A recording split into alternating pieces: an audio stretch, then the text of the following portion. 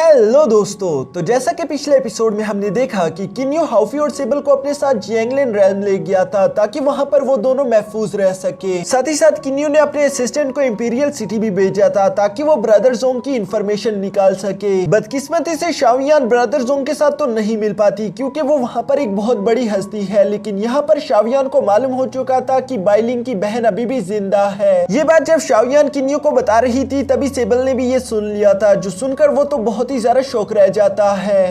अब आगे next episode की शुरुआत बिल्कुल उसी क्लाउड मिस्टी सेक्ट विला से शुरू होती है, जहां पर हम देखते हैं कि अब सेबल के साथ साथ बाइलिंग भी बाहर आ चुकी थी और वो अपनी बहन का सुनकर काफी जरा बेचैनी के साथ सवाल करते हुए पूछती है कि क्या सच में बाइजिंग जिंदा है। किन्यो उसका सवाल सुनकर मुस्कुराते हुए जवाब देता है कि मैंने शाओयान को कुछ इन्फॉर्मेशन लेने के लिए भेजा था, जहाँ पर उसे मालूम हुआ कि बाइजिंग जिंदा है, उसे स्काई प्रिजन में कैद करके रखा गया है। बाइलिंग ये बात सुनकर काफी जरा एक्साइटमेंट में सेबल से कहती है कि चलो मेरी बहन को हमें बचाना ही होगा, पर दूसरी तरफ किन्यो जानता था कि बाइलिंग की हालत कैसी है, इसलिए वो आगे आकर सेबल से कहता है कि तुम बाइलिंग का यहीं पर रुककर ध्यान रखो, मैं और हाउफी खुद जाकर बाइजिंग की इन्फॉर्मेशन लेकर आते हैं। ये सुनकर हाउफी भी खुद को रेडी करते हुए कहता है कि हाँ, तुम लोग ये रेस्क्यू मिशन हम दोनों पर छोड़ दो। ये सुनकर सेबल भी इन दोनों के साथ एग्री हो गया था, जिसके बाद नेक्स्ट सीन में हम ब्लैक क्रो की इंपीरियल सिटी में स्काई प्रिजन को देखते हैं, जहाँ किन्यो और हाउफी बाइजिंग को बचाने के लिए पहुंच चुके थे, लेकिन वहाँ पर गार्ड्स की तादाद बहुत ज्यादा थी। हाउफी को इस बात से ज्यादा फर्क नहीं पड़ रहा था, पर किन्यो हाउफी को रोककर कहता है कि मुझे यहाँ पर कुछ ठीक नहीं लग रहा, और ये कहते हुए हाउफी ने वहाँ उन गार्ड्स पर एक हमला भी कर दिया था, जिससे किन्यो को मालूम होता है कि स्काई प्रिजन के आसपास एक बहुत ही ज्यादा पावरफुल शील्ड क्रिएट की गई है और इस शील्ड को कोई भी आसानी के साथ तोड़ नहीं सकता। यानी कि अगर किन्यो और हाउफी ने यूं ही बिना कुछ सोचे समझे हमला करने की गलती की तो यहाँ पर उन दोनों के साथ साथ बाइजिंग की भी जान जा सकती है। ये बात जानने के बाद किन्यो और हाउफी अपने मिशन को रिट्रीट करते हुए दूर जंगल में आ गए थे, जहाँ हाउफी को तो काफी ज्यादा गुस्सा आ रहा था। वो गुस्से के साथ कहता है कि मैंने भाभी से वादा किया था कि मैं उनकी बहन को बचा कर लाऊंगा, अब हम क्या करें? किन्यो, क्या तुम्हारे पास कोई प्लान है? जिस पर किन्यो कहता है कि हमें कोई भी कदम उठाने से पहले अच्छी तरीके से सोचना होगा। साथ ही साथ वो कहता है कि वैसे मुझे एक बात समझ नहीं आ रही, तुम्हें क्या लगता है कि ब्रदर जोंग ने ये सब कुछ किया होगा? जिस पर हाउफी कहता है कि हाँ, सेबल ने खुद ही तो कहा था कि ब्रदर जोंग ने ही ये सब किया है। और साथ ही साथ वो किन्यो से कहता है कि अब जब तुमने याद दिलवा दिया है तो वो भी यहीं पर इंपीरियल सिटी में ही मौजूद होगा, चलो हम कम से कम उसकी तो पिटाई करके आ जाए ताकि हमें भाभी के सामने खाली हाथ ना जाना पड़े। ये कहते हुए हाउफी फाइट के लिए खुद को तैयार कर चुका था, लेकिन किन्यो से रोकते हुए कहता है,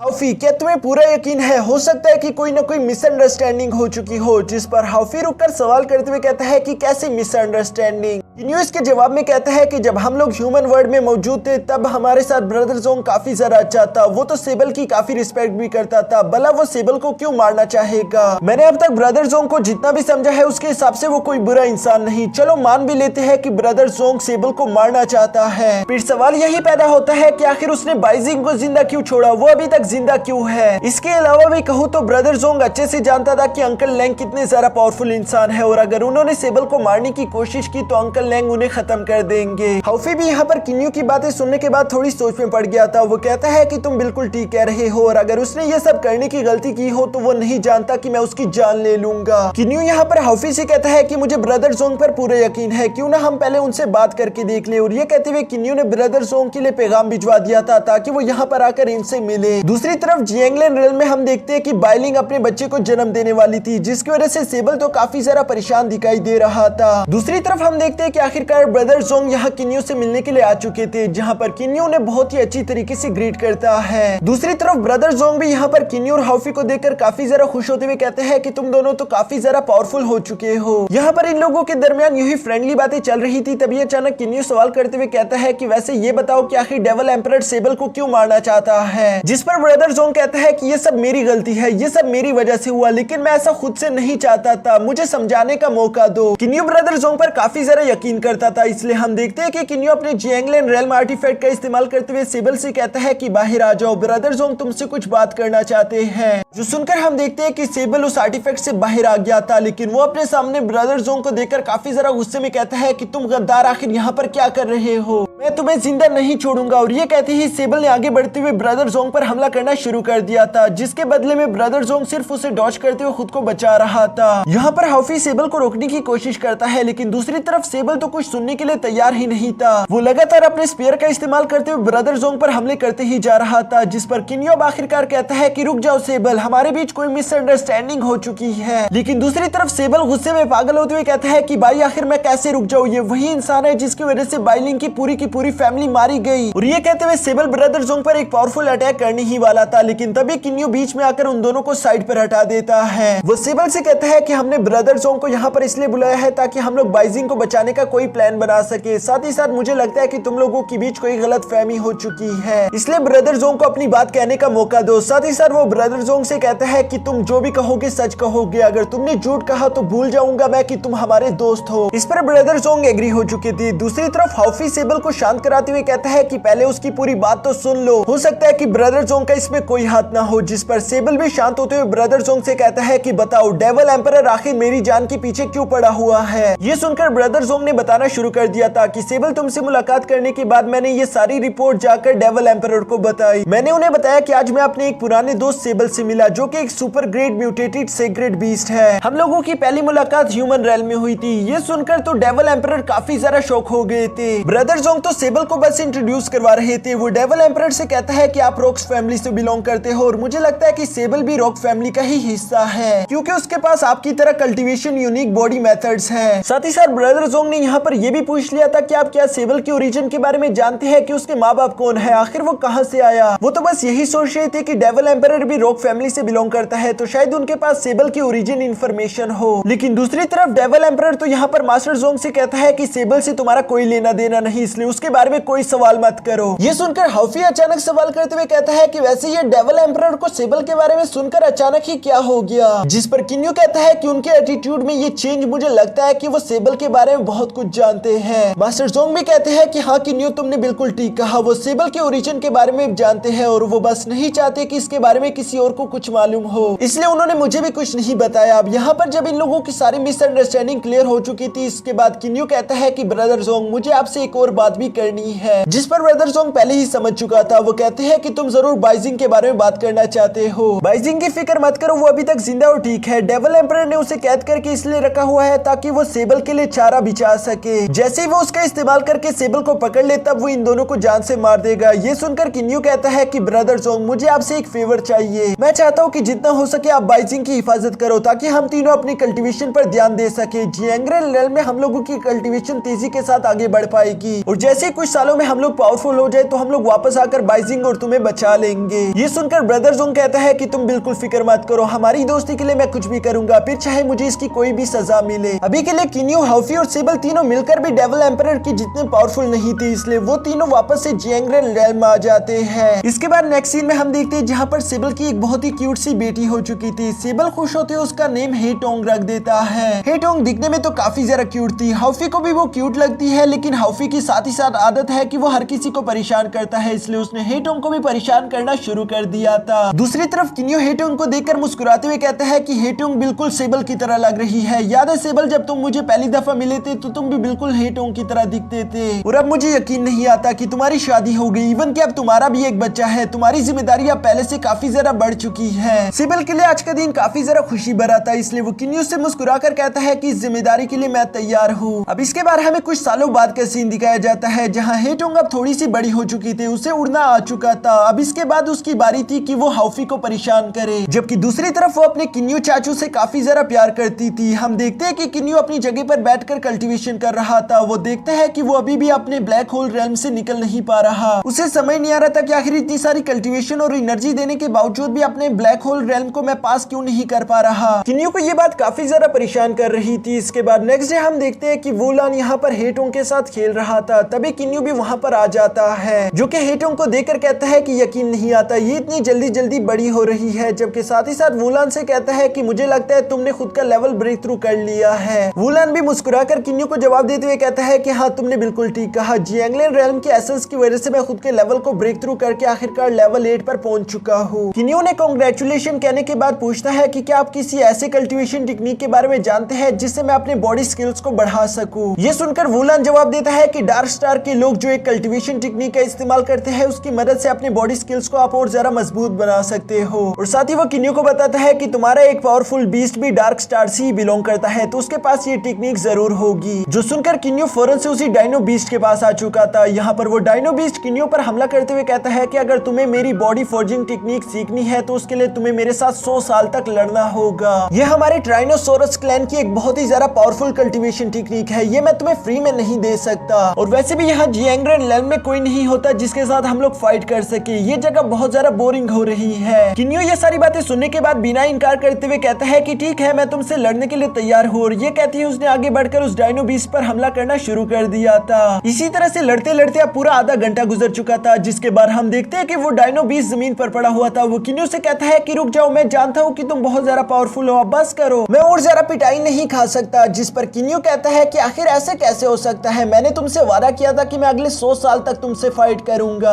वो डायनो बीस्ट ये सुनकर डरते हुए कहता है कि तुम तो लगातार मुझे टॉर्चर कर रहे हो, मुझे 100 साल तक तुमसे फाइट नहीं करनी, आधा घंटा ही काफी था। और ये कहती है उस डायनो बीस्ट ने अपने पास से एक जेड पेडेंट निकालकर किन्यू को पकड़ा दिया था, जिसके साथ वो कहता है कि ये हमारे ट्राइनोसोरस क्लैन की बॉडी फोर्जिंग टेक्निक है, प्लीज इसे लेकर यहाँ से चले जाओ, मुझे बख्श दो। किन्यू उस पेडेंट को लेने के बाद उसका शुक्रिया अदा कर वहाँ से चला जाता है। जिसके बाद नेक्स्ट सीन में हम देखते हैं कि किन्यू ने उस बॉडी फोर्जिंग टेक्निक को प्रैक्टिस करना शुरू कर दिया था। इस टेक्निक को प्रैक्टिस करने की वजह से असल में ये होता है कि आप चाहे जिस लेवल पर भी हो, आपके बोन बहुत ही ज्यादा मजबूत हो जाएंगे। और मजबूत बोन्स होने की वजह से आप लोग किसी भी होली वेपन के अटैक को आसानी के साथ झेल पाओगे। इस टेक्निक को वैसे तो सीखना काफी ज्यादा मुश्किल है, लेकिन किन्यू के मीटियोर स्टोन की वजह से वो बहुत ही आसानी के साथ इसे कल्टीवेट कर पा रहा था, जिसे अच्छी तरीके से मास्टर करने के बाद किन्यू के बोन्स अब पहले से ज्यादा स्ट्रॉन्ग हो चुके थे। और साथ ही साथ हम देखते हैं कि किन्यू ने एक बार फिर से अपनी कल्टीवेशन शुरू कर दी थी। वो लगातार पूरे 1000 साल तक कल्टीवेशन करता है, जबकि दूसरी तरफ हम हाउफी और सेबल को भी देखते हैं। वो लोग अपनी पावर्स को आजमाने के लिए एक दूसरे से फाइट कर रहे थे, जहां फाइट के दौरान हमें जानने को मिलता है कि हाउफी अब भी सेबल से ज्यादा पावरफुल है। सेबल को इस बात का काफी ज्यादा गुस्सा आ रहा था। ये दोनों ही अपना लेवल चेक करने के लिए एक दूसरे पर पावरफुल अटैक आजमा रहे थे, तभी किन्यू बीच में आकर उन दोनों के अटैक्स को ब्लॉक कर देता है। किन्यू को यहाँ इतने अरसे तक कल्टीवेशन से जागने के बाद देखकर हाउफी और सेबल काफी ज्यादा खुश हो गए थे। इसलिए वो किन्यू से सवाल करते हैं कि किन्यू अब तुम्हारी कल्टीवेशन सोल रेल्म कहाँ तक पहुंची। किन्यू ने बताता है कि लास्ट टाइम मेरी कल्टीवेशन अपनी जगह पर ही रुक चुकी थी, मैं उस जगह को क्रॉस नहीं कर पा रहा था और वो 6th लेयर कल्टीवेशन थी। अब मैंने अपनी 7th लेयर को भी एक्टिवेट कर लिया है। दोस्तों जैसे कि अभी किन्यू ब्लैक होल रेल्म पर है, ये लेवल्स काफी ज्यादा बड़े हैं, इसलिए किन्यू आसानी के साथ इन्हें ब्रेक थ्रू नहीं कर सकता। किन्यू को बारी बारी अपने इस लेवल के लेयर्स को एक्टिवेट करना होगा, जिसके बाद ही वो इस रेल्म से ब्रेक थ्रू करके नेक्स्ट रेल्म में पहुंच पाएगा।